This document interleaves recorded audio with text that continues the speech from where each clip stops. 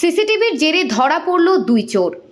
এলাকায় লাগানো সিসিটিভির জেরে চুরির ঘণ্টা খানেকের মধ্যেই ধরা পড়ল দুই চোর। মঙ্গলবার মোটরসাইকেল সহ দুই চোরকে গ্রেপ্তার করল কল্যাণেশ্বরী ফাঁড়ির পুলিশ।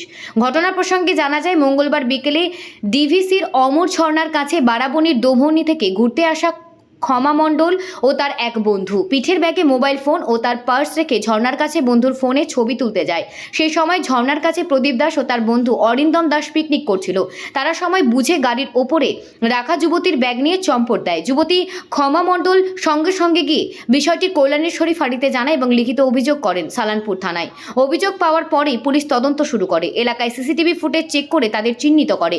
অভিযোগকারীদের ডেকে তার ব্যাগ চিহ্নিত করা হয়। সিসিটিভি থেকে গাড়ির নাম্বার ধরে ট্রাফিক পুলিশের কাছে তাদের তথ্য নিয়ে ফোন নাম্বার ট্রেস করে সালানপুর কালীতলা থেকে মোটরসাইকেল সহ প্রদীপ দাস ও অরিন্দম দাসকে গ্রেপ্তার করে কল্যাণেশ্বরী ফাঁড়ির পুলিশ এবং তাদের কাছ থেকে চুরি যাওয়া ব্যাগ ও মোবাইল ফোন উদ্ধার করে। তাছাড়া অপরাধে ব্যবহৃত মোটরসাইকেলটি বাজেয়াপ্ত করে পুলিশ। জানা যায়, ধৃত প্রদীপ দাস খুদিকার বাসিন্দা এবং অরিন্দম দাস দুর্গাপুরের রাজবাত এলাকার বাসিন্দা। ধৃতদের বুধবার দিন আসানসোল আদালতে পাঠানো হয়।